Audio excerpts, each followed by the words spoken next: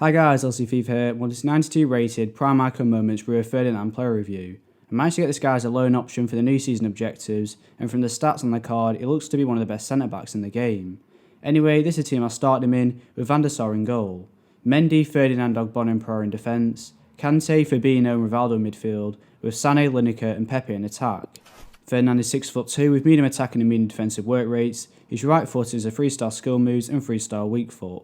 Looking at his in-game stats, he's got 88 acceleration and 84 sprint speed, 86 short passing, 88 reactions, 97 composure, 94 interceptions, 92 head accuracy, 95 defensive awareness and stand tackle, 92 slide tackle, 87 jumping, 90 strength and 88 aggression. So to begin, I'll start with his pace, which makes him one of the fastest centre backs in the game. And like a lot of defenders with high pace, he actually has a higher acceleration stat than sprint speed, which is better considering the position he plays as defender. He often has to change direction quickly, and due to them being so close to the goal, they don't often get to reach their maximum sprint speed, so having higher acceleration is more important.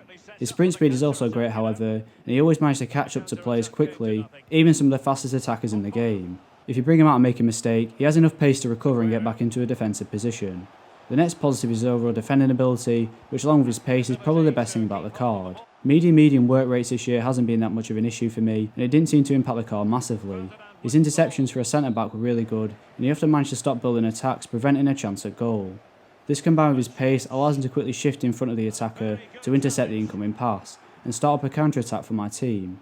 His defensive awareness and marking ability were also noticeably better than other defenders I've used. He was always in the right place when marking an attacker, making it difficult for my opponent to turn and get past him. He was also decent against crosses and passes into the box, which is something that a lot of defenders struggle with, as they don't have high enough defensive awareness to read the attacker's cutback, but he did manage to defend the majority that he faced. His stand tackle ability was amazing, and he rarely puts in a challenge where your opponent still remains in possession of the ball. He often would tackle the player on his own if you're running alongside the player. He makes the challenge look so easy, and he managed to retain possession after the tackle, allowing you to go from defending to an attack. Due to his pace, I didn't ever need to use his slide tackling ability, but I can't see it being anything other than great. Physically, his height is 6'2", and jumping are more than good enough for a central defender in this game. He'll win the majority of headers against crosses, and provide a decent chance at scoring from corners.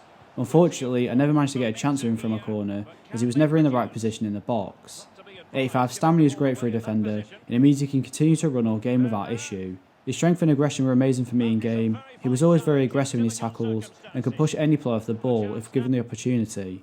Ferdinand's passing ability was surprisingly good, and he never let me down passing it out from the back. Both on his left and right foot, his short passing was basically perfect, and always both powerful and accurate enough to reach my player. His long passing was also great when it came to switching play down the wing and across the field. Range and passing ability is something that is often overlooked by a lot of players, but it can be important, as if your defender gives away a weak pass along the back line, you open yourself to continuously defending. Dribbling wise, this card is fairly solid considering he's a tall centre back with high strength. His agility and balance looking at the card are rated fairly average, but I didn't notice them being a problem for me in game, and he was able to change direction quickly when I needed him to. His reactions and composure were good when it came to changes in ball direction and moving the ball up the field. Ferdinand's ball control is also decent, and he managed to keep it close to his feet and didn't give away any easy chances by taking heavy touches on the ball. I never really got the chance to shoot with this card, which isn't an issue really considering the position he plays, but I can't see it being too great in game, and I'd always recommend passing it off unless you have the chance for a header. The only real negative I found with this card was that sometimes he was a little too aggressive in the tackle, or rushing to pressure your opponent. The way he plays reminds a lot of using someone like Sergio Ramos, who is a great defender, but sometimes a little too aggressive in his instincts, and leads him to giving away fouls, or rushing out the back line, and sometimes getting caught out. An example of where I noticed this a lot was against lofted passes into the centre of the field. These would cause Ferdinand to run out the back line, and he wasn't always able to make it to the player in time and win the head, which as a result now has opened a gap in your defence. So overall, I'm going to give this 92 Prime Icon Moments Rio Ferdinand a 9.5 out of 10. He's by far one of the best centre backs in the game, and has everything you'll need for a central defender. Good pace, great defending, and good physical.